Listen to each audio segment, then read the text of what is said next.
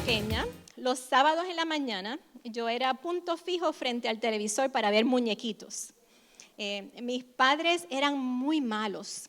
No nos permitían ver televisión en los días de la semana, solamente los sábados. Ay. Sí, qué malos eran. Tan malos fueron que hasta el día de hoy todavía yo sigo con ese hábito. Ni siquiera veo televisión porque no fue algo que se inculcó en nuestro hogar. Aunque la televisión no es que sea mala toda, pero hay que reducirla muchas veces. Pero de todas maneras, los sábados en la mañana yo veía los muñequitos. Y muñequitos como Popeye, Tom and Jerry, ¿se acuerdan del gato y el ratón? El pato Donald, todos esos muñequitos. Y en esos muñequitos muchas veces uno ve dilemas morales. Por ejemplo, Tom, el gato, va corriendo, está indefenso el ratoncito Jerry, y de momento ¡pum!, se para y dice, no me lo puedo comer ahora porque el pobre está indefenso, no tiene cómo defenderse, ¿cómo me lo voy a comer ahora? O a veces Donald Duck, lleno de ira, quería con un martillo darle en la cabeza a su oponente, pero el martillo iba bajando a hacer su función cuando se paraba a mitad de camino. Y una vocecita le decía, no lo hagas, no lo hagas.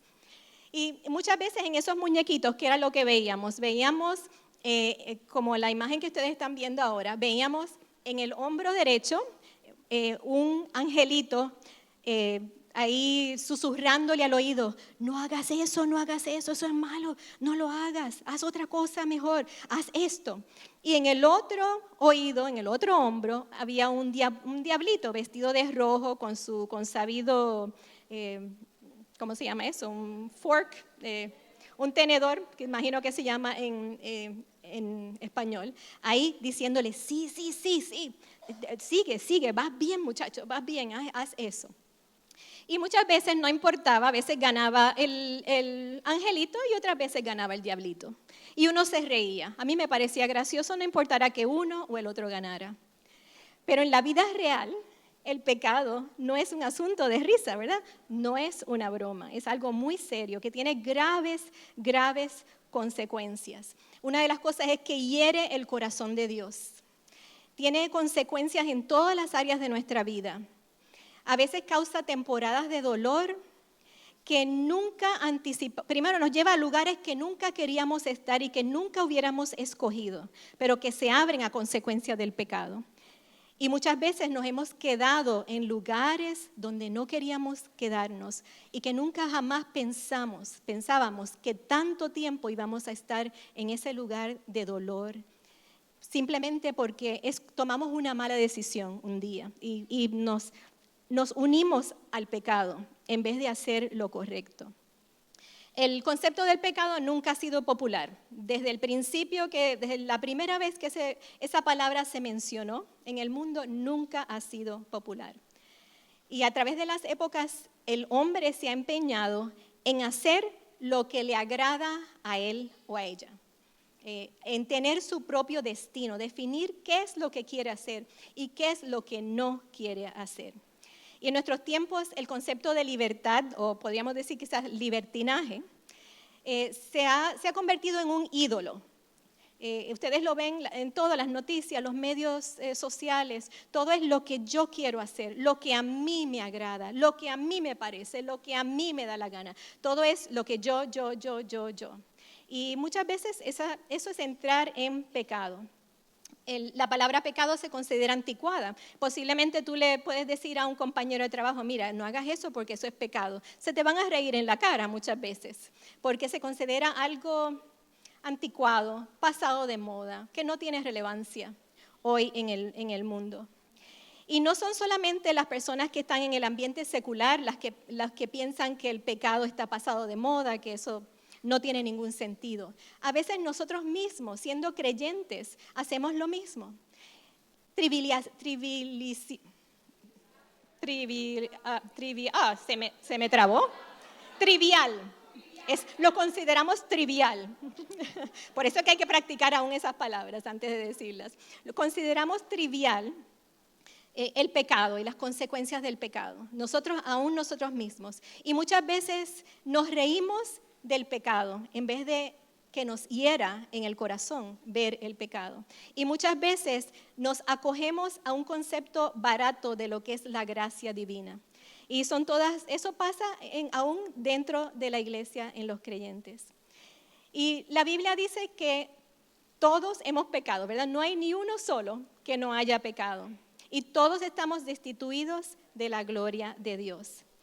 Y en Romanos 3:23 hay un pasaje muy interesante donde el apóstol Pablo habla acerca de la lucha que él como persona, como hijo de Dios, como apóstol, era un apóstol, la lucha que tenía él en sí mismo con el pecado. Y obviamente es un concepto universal. Ahí nosotros podemos sustituirlo a él y poner nuestro nombre ahí. Eso es en Romanos 7 y dice así: así que descubro esta ley, que cuando quiero hacer el bien, me acompaña el mal. Porque en lo íntimo de mi ser me deleito en la ley de Dios, pero me doy cuenta de que en los miembros de mi cuerpo hay otra ley, que es la ley del pecado. Esta ley lucha contra la ley de mi mente y me tiene cautivo. Soy un pobre miserable. ¿Quién me librará de este cuerpo mortal? El último versículo de ahí dice: gracias a Dios por medio de Jesucristo nuestro Señor. Esa es la única manera de nosotros poder ser libres de pecado, poder ser perdonados de pecado, es por la obra de Jesucristo nuestro Señor. Y hoy yo quiero invitarlos a que meditemos acerca del origen del pecado, cómo entró al mundo.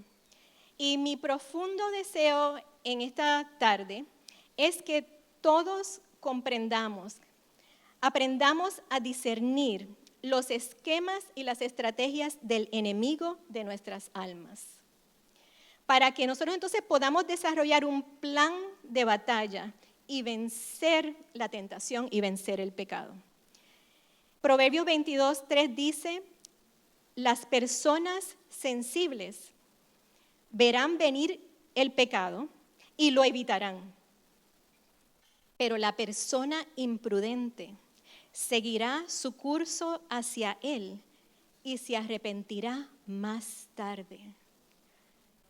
Qué claro está, ¿verdad? Tenemos dos opciones: podemos seguir el curso, podemos ver la tentación, el pecado, y podemos decir o sigo hacia él y soy pues, un tonto, una persona equivocada, no sensible, o lo veo venir y me aparto de él. Y yo creo que mientras más madurez nosotros tenemos en el Señor, más conocimiento de la palabra de Dios, más podemos discernir a la distancia el pecado. A veces está en nuestra propia cara cuando somos inmaduros todavía, bebés en el Señor, pero a la medida que nosotros nos quedamos en la fe, crecemos en el Señor, en esa misma medida aprendemos a discernir el pecado y ya no tenemos que chocar contra él, ya podemos verlo a la distancia y entonces evitarlo. Y eso es un ánimo para todos, especialmente las personas que entran nuevos al Evangelio, que no se criaron en un hogar cristiano, que no tienen ese trasfondo. Yo te animo en este día, permanece, aunque sea duro, aunque haya mucho camino que andar para ser libre de pecado, para empezar a tomar decisiones maduras en el Señor, serias en el Señor, que te aparten del pecado. Sigue en el camino, no te preocupes. Satanás va a susurrar a tu oído, va a decir: mira, eso es muy difícil, eso es para otros, para ti no es. Pero no permitas nunca que nada del plan de Dios, que nada deje de cumplirse, porque porque tú estés pensando esto mismo, de que el pecado está en tus miembros y sabe Dios y que siempre voy a ser así. No siempre va a ser así. Un día tú vas a ser libre de todo eso, vas a ser aún libre de ciertas tentaciones. El asunto es quedarse en el camino y seguir creciendo en él. Entonces, nosotros sabemos, ¿verdad?, que hablando de un ejército, si un ejército va a ir a la guerra, ¿qué hace primero? Se entrena, ¿verdad? Se entrena en sus propias armas, sus destrezas defensivas y ofensivas. Pero también hace algo diferente. También busca inteligencia, busca entender lo mejor posible cómo el enemigo funciona, qué estrategias el enemigo tiene para combatir con tus propias armas y ganar la batalla, porque son dos campos, ambos quieren ganar. Así que es bien importante eso, porque si no estamos preparados en la guerra, no estamos preparados en la batalla, ¿qué va a pasar? Vamos a perder, posiblemente un ejército completo puede morir por falta de preparación. Y yo tengo buenas noticias y malas noticias para ti con respecto a los esquemas de las estrategias del enemigo de nuestras almas, de Satanás. La buena noticia es que él continúa usando el mismo plan de guerra, las mismas estrategias que usó desde el principio. Él no ha cambiado. Él sí cambia lo exterior, las apariencias, pero el plan y las intenciones, la motivación es la misma. Ha sido la misma y continuará siendo la misma hasta que ya caiga definitivamente en el lago de fuego y ya no haga ningún otro estrago en el mundo. La mala noticia es que precisamente sigue usando el mismo plan porque le funciona. Esa es la mala noticia. Él sabe que funciona, ¿para qué cambiarlo si funciona todavía? Continúa siendo efectivo. Pero es nuestra responsabilidad como hijos de Dios aplicarnos a discernir cuáles son los movimientos de Satanás. Pero más que nada, nuestra principal función es mantenernos tan cerca de nuestro Dios, que obtengamos todo el poder necesario para vencer la tentación y el pecado. Pero son las dos cosas. Hay que prepararse para la batalla a la misma vez que nos quedamos cerca del general, que va a suplir todo lo que nosotros necesitamos, pero tenemos que tener discernimiento. Y discernimiento no es una palabra muy común, que usamos muy comúnmente. En la iglesia sí se usa, pero no tanto en el mundo. Y es el proceso de determinar la voluntad de Dios en situaciones específicas, especialmente aprendiendo a diferenciar lo bueno de lo malo. Eso es lo que un hijo de Dios tiene que estar haciendo todos los días, diferenciando qué es lo bueno de lo malo. Y mientras más nosotros estemos alimentados en nuestro espíritu, en la palabra de Dios, más fácilmente vamos a poder discernir lo que Dios está haciendo en nuestra vida y las intenciones malignas del enemigo para destruir la obra de Dios en nuestra vida. Yo creo que todos aquí sabemos, ¿verdad?, que estamos en la mira de Satanás, pero eso no nos da miedo porque sabemos primero que nada que estamos esculpidos en la mano del Señor. Y así que no tenemos que tener miedo, pero sí tenemos que tener inteligencia, sabiduría y discernimiento. Eso sí tenemos que tenerlo. Y es algo que debemos dedicarle tiempo a meditar acerca de eso. Por ejemplo, una de las cosas es tú estás consciente de tu naturaleza pecaminosa. ¿Sabes que eres un hombre, una mujer, una joven pecaminosa? ¿Tú sabes eso? ¿Tú te conoces lo suficiente como para saber dónde están, en inglés serían your weak spots, tus puntos débiles? ¿Tú los conoces? ¿Tú sabes qué es lo que a ti te llama la atención y pudiera hacerte caer? Eso es importante saberlo, porque somos diferentes. A mí me encanta el chocolate oscuro, así que cuando yo veo chocolate, yo me lo comería sin exagerar 3 o 4 veces al día. Lo controlo, pero eso es lo que yo quisiera hacer. Pero a lo mejor a ti no te gusta el chocolate, te gusta la vainilla, pero yo veo vainilla y a mí no me dice nada, no es una tentación para mí, pero el chocolate sí. Así que es bueno que nosotros aprendamos y entonces hagamos lo que decía el proverbio. Si yo veo que por ahí viene lo que es una tentación para mí, enseguida decir, no, yo voy a cambiar mi camino, me voy por acá porque eso es una tentación para mí, yo no quiero caer en pecado. Otra cosa es preguntarte si de verdad tú deseas ser puro delante de Dios. Eso parece una pregunta innecesaria, ¿verdad? Pero ¿de verdad tú quieres agradar a Dios en todo? Y cuando digo en todo es T-O-D-O, todo, todo, todo, todo. En tu mente, en tu corazón, en tu cuerpo, en tu espíritu, que todo tu ser desee, anhele pureza delante de Dios, ser puro delante de Dios. Yo recuerdo hace muchos años, enero de un año, cuando nuestras niñas eran chiquitas, Dios me llevó a un proceso de que yo, el único clamor que había en mi espíritu es: Señor, yo anhelo pureza, quiero ser pura delante de ti, quiero ser pura, quiero pureza. Y era algo que me consumía, y eso me marcó, porque me ha hecho mucho más sensible a aquello que no es de agrado a Dios en mí. Y fíjense que muchas veces no ni siquiera tienen que ser cosas malas. La palabra dice que todo me es lícito, mas no todo me conviene. Y mientras más tú te dedicas a servirle al Señor, más responsabilidad tienes de tener discernimiento sobre tus propios actos, sobre las tentaciones del enemigo, y más responsabilidad tienes ante Dios de mantenerte puro. Eso debe ser el norte de cada uno de nosotros. Y otra cosa es, tu corazón se rompe con lo que le rompe el corazón a Dios. Cuando ves pecado y tú sabes que eso rompe el corazón de Dios, ¿el tuyo se rompe también? ¿O lo dejas pasar? Debes romper tu corazón también. Y lo otro es, si tú deseas sinceramente ser un discípulo o una discípula obediente, sin importar el costo. Porque muchas veces tú vas a decidir seguir por el curso de la santidad, de honrar a Dios en toda tu vida, y vas a encontrar mucha gente que te van a criticar y que te van a animar a dejar ese camino, irte por el camino más fácil, por el que quizás pasabas antes. Así que tú estás dispuesto a ser un discípulo obediente y a buscar esa pureza, a agradar a Dios en todo, no importa lo que te cueste.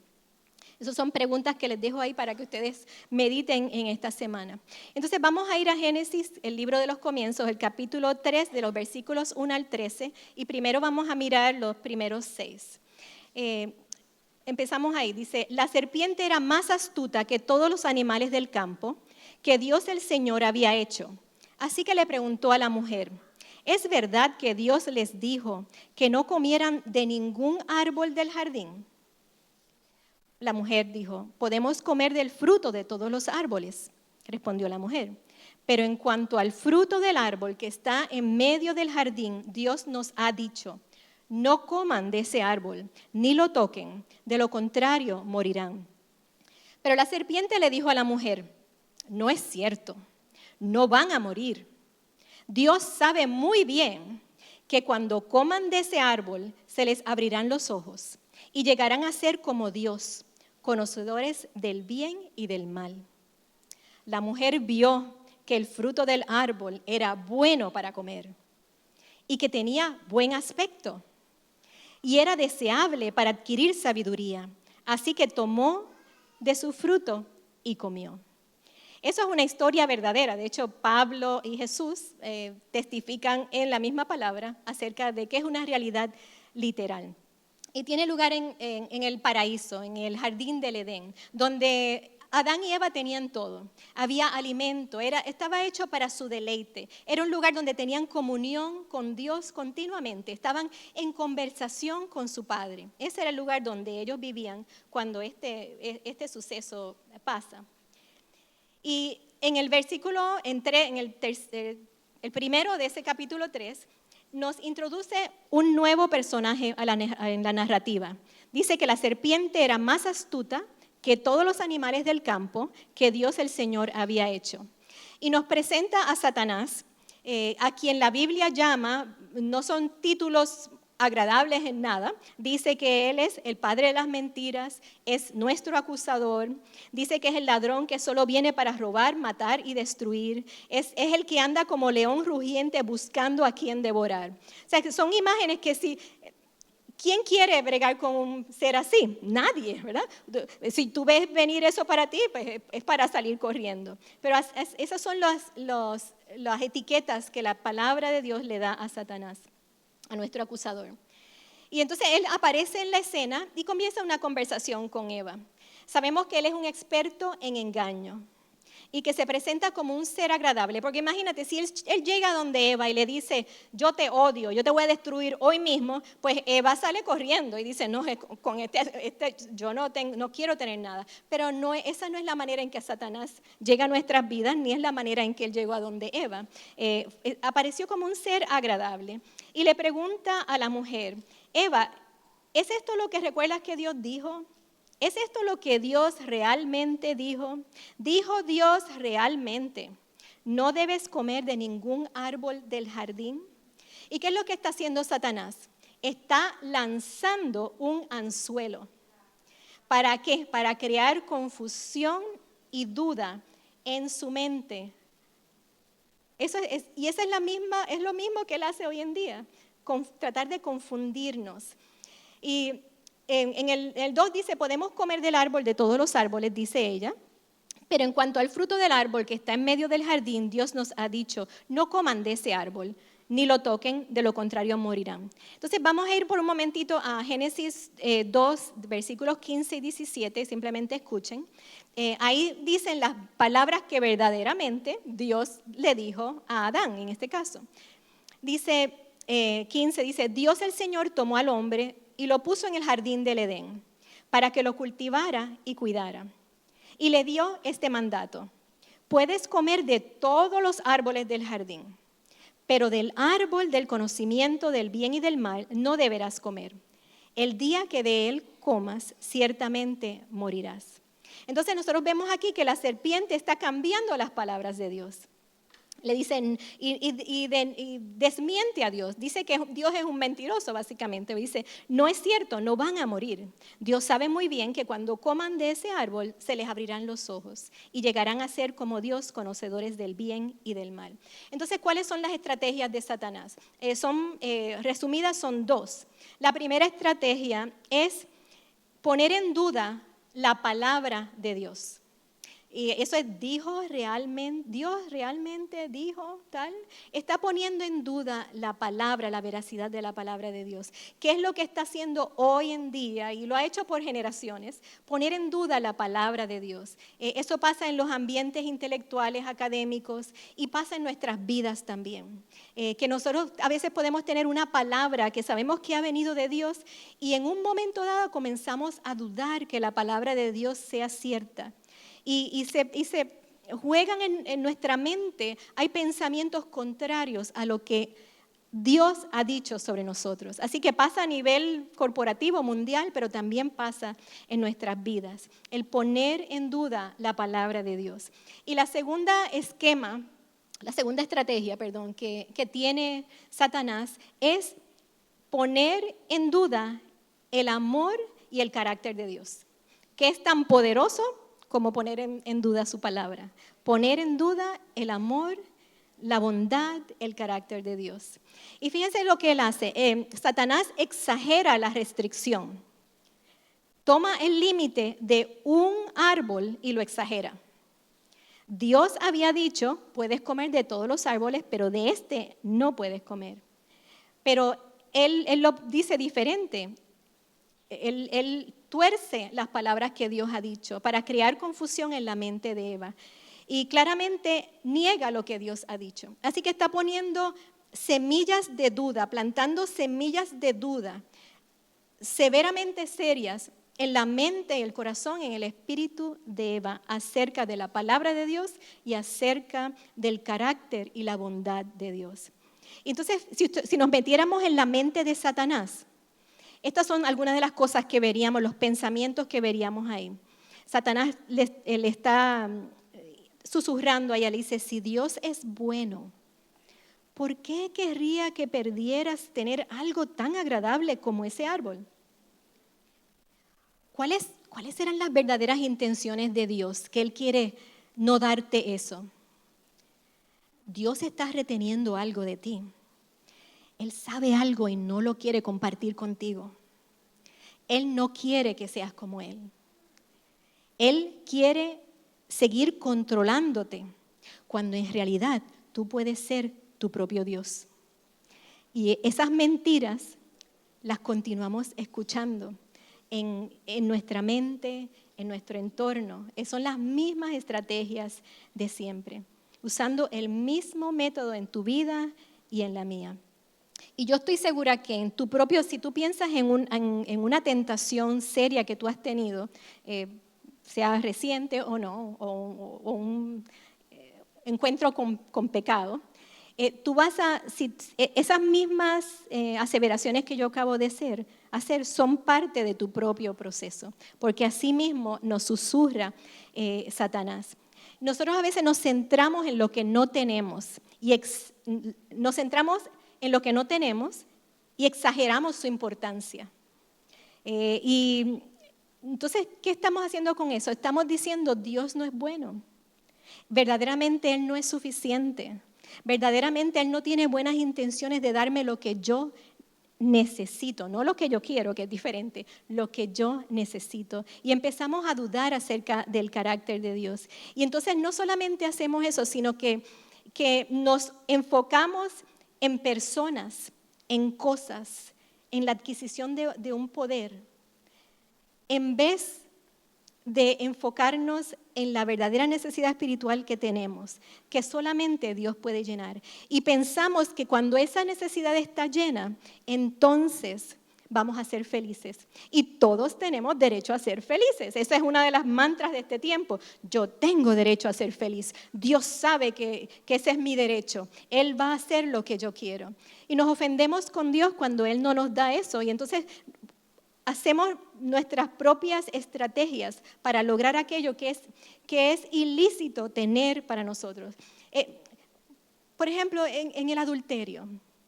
¿Cuántas veces, cuántas personas han caído en adulterio? No tenían la intención de hoy yo me levanto, hoy voy a cometer adulterio. No, no es así. Pasa poco a poco, poco a poco.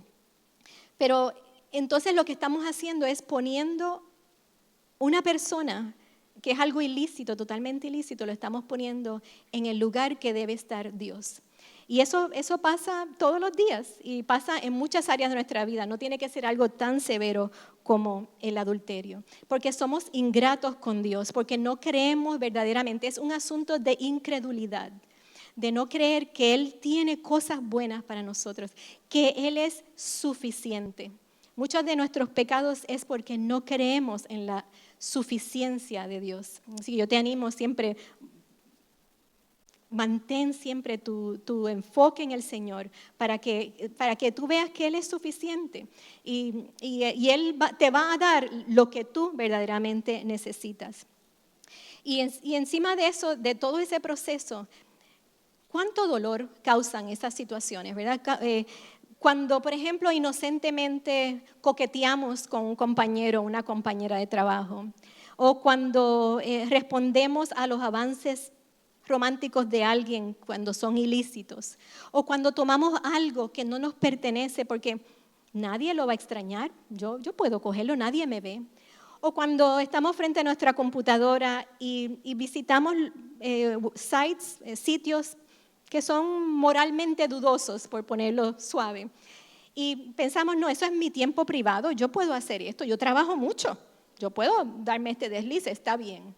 O cuando damos una palabra dura en vez de dar una palabra suave que suavice el alma de la persona que la recibe. O cuando retenemos un perdón porque sencillamente no nos da la gana. Qué mucho dolor se causan todas esas situaciones, especialmente cuando se convierten ya en un pecado claro, con muchas consecuencias. Entonces vemos que la mujer, en el versículo 6, la mujer vio que el fruto del árbol era bueno para comer, que tenía buen aspecto y era deseable para adquirir sabiduría. Así que tomó de su fruto y comió.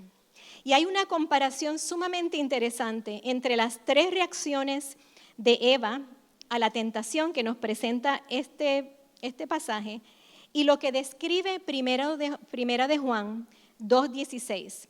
Ahí dice, porque todo lo que hay en el mundo, es decir, 1, los deseos de la carne, 2, los deseos de los ojos y 3, la vanagloria de la vida, no provienen del Padre, sino del mundo.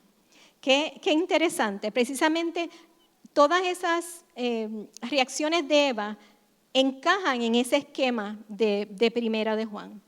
Y nosotros vemos que esa manera, esa estrategia de obrar Satanás en la vida de las personas para tentarlas y que caigan, para hacerlas que caigan en pecado, se ve en las Escrituras en muchos otros lugares. Por ejemplo, en la vida de Sansón, en la vida de Lot. Y no solamente eso, sino que aún Cristo, Satanás intentó desviarlo de la misión por la que él vino al mundo con esa misma estrategia. Así que en otras palabras, lo que yo le estoy diciendo, hermanos, no hay secretos. Si nosotros leemos la palabra, si la aplicamos a nuestra vida, si la hacemos vivencia, no hay secretos. Ahí nos están diciendo el plan de batalla, vamos a ponerlos por obra. Y el verso 6 continúa diciendo que luego le dio a su esposo y también él comió. En ese momento se les abrieron los ojos y tomaron conciencia de su desnudez. Por eso, para cubrirse, entretejieron hojas de higuera. O sea, se hicieron un vestido de hojas de higuera.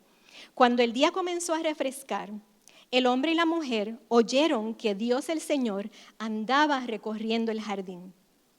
Entonces corrieron a esconderse entre los árboles para que Dios no los viera. Pobrecitos, ¿verdad? Pero Dios el Señor llamó al hombre y le dijo, ¿dónde estás? El hombre contestó, escuché que andabas por el jardín y tuve miedo porque estoy desnudo, por eso me escondí. ¿Y quién te ha dicho que estás desnudo? Le preguntó Dios. ¿Acaso has comido del fruto del árbol que yo te prohibí comer? Él respondió, la mujer que me diste por compañera me dio ese fruto y yo lo comí. Entonces Dios el Señor le preguntó a la mujer, ¿qué es lo que has hecho? La serpiente me engañó y comí, contestó ella. Así que vemos en la segunda mitad del pasaje de hoy, así como en los siguientes versículos, vemos las consecuencias terribles del pecado. Primero, el pecado mató la inocencia. Hasta ese momento ellos no sabían que estaban desnudos. El pecado contaminó a cada ser humano. Ambos fueron contaminados. Y no solamente ellos, sino que pasaron ese legado generacional, esa maldición a nosotros hoy en día. Toda la creación se vio afectada. No fue solamente ellos como personas, todo se vio afectado. Contaminó su relación con el Señor, porque hasta ese momento, cuando el Señor venía al jardín y oían sus pasos, ellos corrían a donde Él y tenían conversaciones larguísimas con el Señor, de cara a cara, en amor, en deleite mutuo, Dios con ellos, por su bondad con ellos y ellos con Dios. Pero aquí se rompió esta relación y empieza a haber temor. ¿Y qué es lo que pasa cuando hay temor? Nos escondemos, sentimos vergüenza, sentimos culpa y vergüenza. Y eso nos hace separarnos más de Dios. Y también vemos que el pecado afectó las relaciones interpersonales. Ellos habían sido puestos en el jardín para amarse uno al otro, para cuidar del jardín, para trabajar el jardín. Y sin embargo, se convirtieron en acusadores como Satanás. Y vemos al hombre decir, yo no, la mujer que me diste. En otras palabras, no solamente ella, sino la culpa es tuya en última instancia, Dios, porque tú me la diste, tú la pusiste aquí. Yo estaba feliz con los elefantes y los leones y la pusiste aquí. Así que entonces vemos que la mujer no tiene que acusar a alguien, no puede acusar a Dios, no puede acusar a su esposo, pero ¿qué es lo que dice? El diablo me hizo hacerlo. The devil made me do it. Que todavía es una buena excusa para muchos, ¿verdad? Así que miren las consecuencias del pecado, las mismas que nosotros vemos hoy, las mismas que hemos experimentado en nuestra propia vida. Y el versículo 7 dice, de lo que acabamos de leer, dice que ellos entretejieron hojas de higuera para cubrirse. Y obviamente eso fue un muy mal intento. de cubrir su culpa, su sentido de culpa y vergüenza. Muy mal intento. Primero que nada, aunque no lo dice ahí, pero las hojas de higuera tienen como una textura que causan picor. Bad choice, muy malo. Y además es algo temporero, porque las hojas se secan y se caen. O sea, todos los días tienes que buscar más hojas y entretejerlas nuevamente y hacerte otro vestido. Pero entonces más adelante, en ese mismo capítulo 3, versículo 21, dice lo siguiente. Dios el Señor hizo ropa de pieles para el hombre y su mujer y los vistió. Qué lindo es el Señor, ¿verdad? Los ve aún en medio, sumidos ya en pecado, la distancia, la desconexión entre la criatura y Él. Y sin embargo, antes de decirle que dejaran el jardín del Edén, los vistió. Y así que Dios mismo, Él mismo los cubrió, dice el versículo. Y ese es el primer ejemplo, la primera ocasión en que hay derramamiento de sangre, que obviamente apunta hacia el Evangelio, a la obra redentora de Jesús, que derramó su sangre por nosotros para cubrir nuestro pecado, para perdonar nuestro pecado. Así que aún en eso, o sea, cuando leemos la palabra y vemos esos simbolismos, vemos que el amor, la intención, la motivación de amor, de bondad de Dios ha estado ahí siempre, siempre. Obviamente culminó en dar a su Hijo, pero aún hoy en día está con nosotros dándonos cosas buenas. Y cuando nosotros pecamos, cuando tú y yo pecamos, nosotros tenemos dos opciones. Una es, podemos huir y cubrirnos de culpa y escondernos del Señor. Muchos de nosotros jugamos al esconder con Dios, porque la vergüenza es tanta que huimos, en vez de ir a Él, huimos de Él. Y la segunda opción, que es la que yo quiero que todos nosotros escojamos en esas circunstancias, es correr hacia el Señor para ser cubiertos por su redención, ya que Él pagó ya el precio por todos nuestros pecados, ya Él lo hizo. Nosotros estábamos condenados a morir y Él nos dio vida, vida eterna, vida abundante aquí. En primero de los músicos pueden pasar, por favor. En primero de Juan 3:8 nos dice, el Hijo de Dios fue enviado precisamente para destruir las obras del diablo. Nosotros sabemos que ya Él es done deal. De hecho, por eso es su deseo de seguir atacando a los hijos de Dios, a la criatura de Dios, es porque ya Él sabe que ya la guerra, ya Él leyó el último capítulo, ya Él sabe que está perdido y que Jesús es el ganador. Y así que hay que pensar en eso. Vino precisamente para destruir las obras del diablo. Y en 1 de Juan 1:8 dice, si afirmamos que no tenemos pecado, nos engañamos a nosotros mismos y no tenemos la verdad.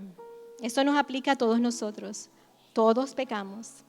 Si confesamos nuestros pecados, Dios, que es fiel y justo, nos los perdonará. Es una promesa. Cuando vamos con un corazón contrito delante de Él, Él nos perdonará. Es una realidad, por eso no tenemos que escondernos con vergüenza y culpa. Tenemos que ir delante de Él. Y dice que nos limpiará de toda maldad.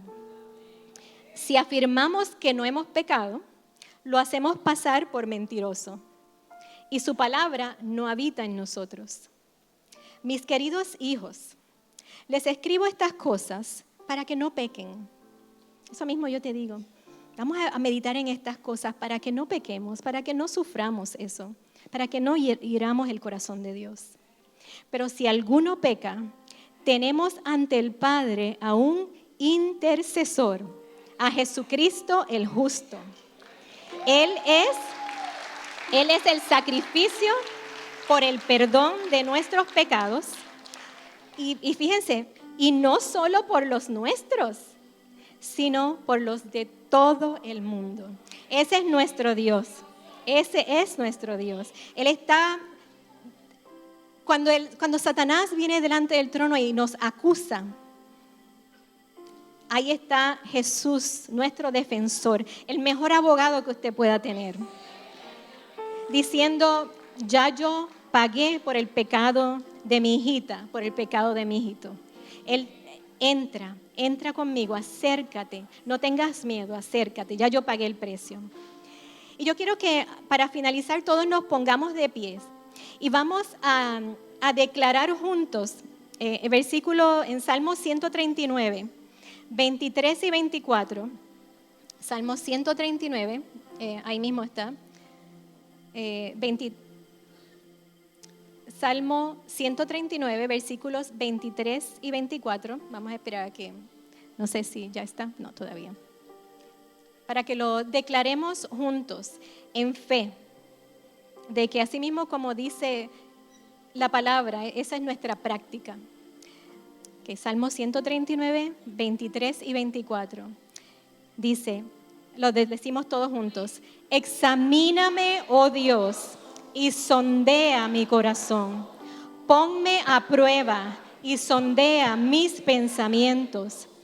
Fíjate si voy por mal camino y guíame por el camino eterno. ¿Tú lo crees hoy? ¿Eso es lo que tú crees? Amén. Pues vamos a orar para que toda esta palabra que hemos compartido en esta mañana, que pues, primero que nada me habla a mí, y es el deseo, el anhelo de mi corazón, ser pura delante del Señor. De hecho, hay alguien aquí que todavía no ha hecho su pacto con el Señor, que todavía no le ha dicho al Señor, entra a mi corazón, sé mi dueño y mi Señor. Hay alguien que, si ya tú hiciste tu pacto con el Señor, esa no es una invitación para ti. Pero hay alguien aquí, quizás has estado viniendo a la iglesia, quizás eres nuevo, quizás hoy es el primer día y quieres aceptar al Señor como tu Señor y Salvador. Quieres ser limpio de pecado, limpio de toda maldad. Quieres ser hija o hijo de Él. ¿Hay alguien aquí que esté en esa situación, que quiera hacer hoy, el 15 de septiembre del 2019, el día en que le estás entregando todo tu ser al Señor? No solamente tu espíritu, sino tu mente, tu corazón, todo tu ser al Señor.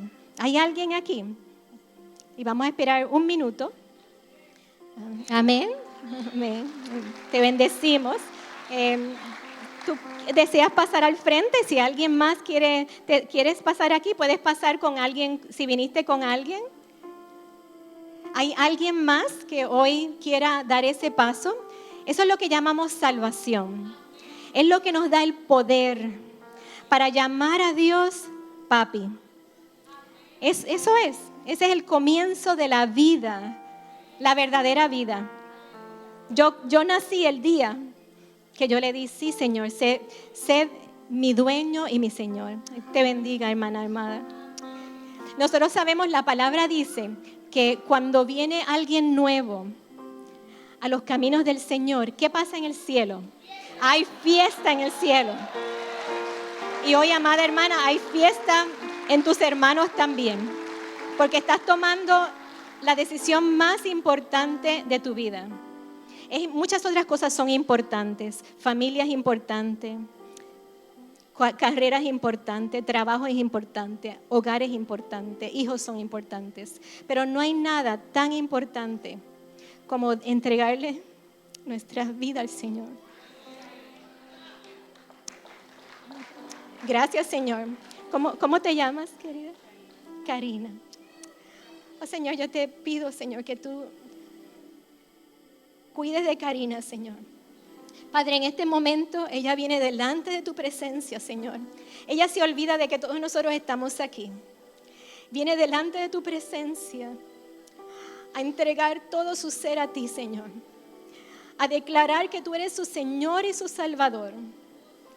Que ella va a vivir de ahora en adelante de acuerdo a los principios poderosos de tu palabra, que ella no tiene que tener temor por el enemigo, porque ya tú pagaste el precio, porque hay cosas buenas para ella, porque Señor, tú has vencido el pecado, tú has vencido la muerte, tú has vencido la enfermedad, tú resucitaste para que ella hoy en día te tenga a ti, Señor, como su intercesor y como su defensor en el cielo. Yo te doy gracias por eso, Señor. Bendice a Karina, bendice a los suyos, Señor. Yo te pido, Padre, que su crecimiento sea acelerado, que ella absorba como una esponja tu palabra y la ponga por obra, Señor. Y no solamente para ella, sino para los suyos, Señor. Hazla un testimonio de tu gracia y tu poder donde ella se mueve, mi Señor. Gracias, Jesús. En tu nombre hemos orado. Y, Señor, ponemos esta palabra que nosotros en la que hemos meditado en esta tarde, Señor. Señor, sabemos que el pecado es real, sabemos que Satanás es real, pero Señor, también sabemos que estamos al lado del equipo ganador, que tú eres el ganador, que tú eres el que nos lleva de gloria en gloria, que tú eres el que nos perdonas nuestras iniquidades. Tú eres a quien podemos ir día a día con sinceridad, enseñándote qué es lo que está dentro de nosotros, porque ya tú lo conoces de todas maneras, Señor, y pidiendo tu gracia y tu perdón, Señor. No queremos escondernos de ti, Señor, jamás no queremos escondernos. Oh, Señor, queremos acercarnos más a ti, más a ti, más a ti. Queremos vivir vidas victoriosas, personas que al ver la tentación, al ver el pecado, cambiemos nuestro curso y nos dirijamos a tu trono de gracia para pedir favor, fuerza y poder, Señor, sobre toda tentación, cualquiera que sea, que se presente en nuestra vida. Señor, yo bendigo a tu pueblo, Señor. Te pido que esta palabra que hemos meditado hoy de un pasaje tan conocido se haga real, Señor, en la mente, en el corazón y en el espíritu de cada uno de nosotros, Señor. Gracias, Padre. En tu nombre hemos orado. Amén. Amén.